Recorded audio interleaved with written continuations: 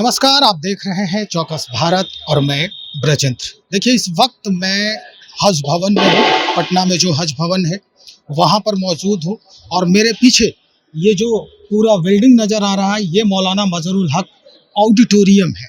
दरअसल इस ऑडिटोरियम में काफ़ी सारे लोग बैठे हैं। एक जमात है जो इस्लाम धर्म के अनुयायी हैं, उनकी एक जमात है और ये जमात यहाँ आकर बैठी है। क्यों बैठी है यही जानना है, क्या वजह रहा है, किस कारण से यहाँ आज हुजूम जो है जुटान हुआ है इन लोगों का। तो हम कुछ विजुअल दिखा रहे हैं आपको कि देखिए क्या कुछ यहाँ पर चल रहा है, कैसे लोग बातचीत कर रहे हैं और जो यहाँ मुद्दे हैं, जो मसले हैं, वो हम आपको सुनवाते हैं। क्या कुछ बातें हैं। सबसे पहले ये विजुअल देखिए क्या कुछ हो रहा है यहाँ।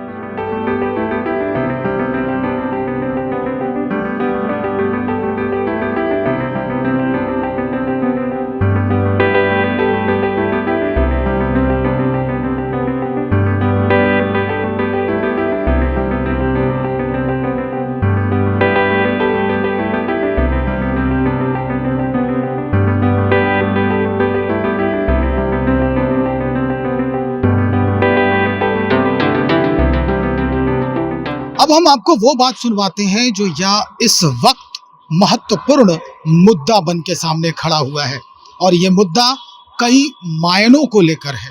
सबसे पहले हम अगर करें तो देश में जो अभी सबसे ज्वलंत मुद्दा बना हुआ है वक्फ संशोधन बिल या वक्फ कानून को लेकर। ये कानून कितने लोगों को ये जो है पसंद हो रहा है और कितने लोगों को नापसंद गुजर रहा है, इस सारी बातें जो है यहाँ पर आज ये मसले जो है आपस में बातचीत किए जाएंगे इन मसलों पर और उसके बाद एक निर्णय लिया जाएगा कि क्या कुछ होना चाहिए। इस मसले पर हमारी बातचीत हुई मौलाना सिबली अल कासमी से।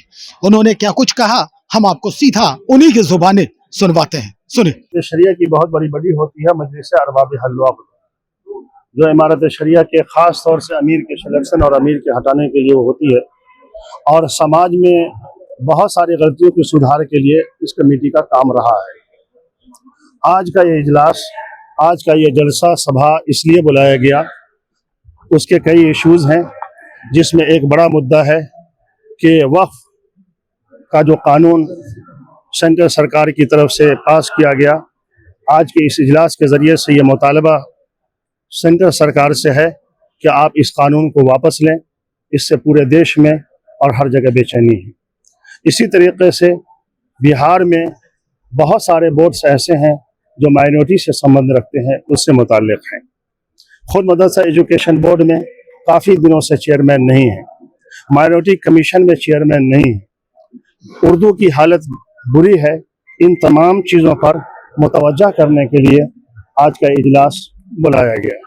इसी के साथ इमारत शरिया के जो मेन होते हैं, अमीर होते हैं, जिसको हम अब चेयरमैन कह सकते हैं, इसका सिलेक्शन इस मजलिस के हाथ में हुआ करता है और उनको हटाना भी इस मजलिस के हाथ में हुआ करता है। इमारत शरिया की बोर्ड ऑफ ट्रस्टीज़ ने 20 मार्च को जनाब अहमद वली फैसल रहमानी साहब को आलिम नहीं होने की वजह से और इस देश के नागरिक नहीं होने की वजह से और दूसरे दस्तूर के खिलाफ काम करने की वजह से हटा दिया था। उसकी तौसीक और तायद करने के लिए और उसका समर्थन करने के लिए आज की ये कमेटी, वो हजरत मौलाना अनीसुर रहमान कासमी साहब हैं, जो 40 साल तक लगभग इमारत शरिया में अमीर रहे, इमारत शरिया की खिदमत अंजाम देते रहे और जनरल सेक्रेटरी वहाँ के लंबे ज़माने तक रहे और बहुत बड़े फ़कीह हैं और सैकड़ों किताबों के वो राइटर हैं। मौलाना अनीसुर रहमान कासमी साहब वो इसके अमीर जी, वो यहाँ के हैं। अभी जो है वो यहाँ के हैं, जो बोर्ड ऑफ ट्रस्टीज ने बनाया है, जिनके के लिए ये सभा है। मौलाना अनीसुर रहमान कासमी साहब वो यहाँ के हैं और जनाब फैसल रहमानी साहब वो उनकी नागरिकता अमेरिका की। इमारत शरिया की बिल्डिंग में बैठे अमीर वो फैसल रहमानी और हम अभी भी अमीर हैं। देखिए बिल्डिंग, इमारत शरिया बिल्डिंग का नाम नहीं है। बिल्डिंग पर उन्होंने कब्जा कर रखा है, जिसके खिलाफ हमने सरकार की जो सिस्टम है उस सिस्टम के पास हमने दरखास्तें भी दे रखी हैं और गुजारिश की है इंतज़ामिया से, सरकार की इंतज़ामिया से, कानून की रोशनी में, ट्रस्टीज की रोशनी में और ट्रस्ट के फैसलों के मुताबिक कि उनको वहाँ से हटाएं, लेकिन ज़बरदस्ती उनका कब्जा है। और उनके भाई जनाब फैद रहमानी साहब के जरिए से खासतौर से अभी जिन अमीर का नाम आप बता रहे हो उनका नाम 20 मार्च को बोर्ड ऑफ ट्रस्टीज ने उनको सिलेक्ट किया। आपका नाम क्या है? मोहम्मद शिबली कासमी, जनरल सेक्रेटरी इमारत शरिया बिहार उड़ीसा झारखंड परिवार शरीफ। स्पष्ट हो गया होगा कि क्या कुछ कहना चाह रहे हैं ये लोग और किस तरह से जो है वो इस आमिर को लेकर और मतलब चेयरमैन को लेकर जो कहा जाता है, अगर हम उर्दू ज़बान की बात करें तो उसे आमिर कहा जाता है और ये एक चेयरमैन होता है जिस पद को लेकर काफ़ी गहमा गहमी है। कई लोग इससे नाराज भी हैं, कई लोगों पसंद भी करते हैं। तो क्या कुछ मसला है वो हम इन्हीं की ज़ुबानी आपको सुनवा रहे थे। आगे और लोगों से हम बातचीत करेंगे, क्या कुछ बातें जो है निकल के आती है वक्फ संशोधन बिल के ऊपर भी, कानून के ऊपर भी, और क्या लगता है कि हाँ ये कानून वाजिब है, देश के हित में इसे लागू होना चाहिए, पारित होना चाहिए। इस मसले पर भी हम बातचीत करेंगे। बने रहिए हमारे साथ, बहुत शुक्रिया।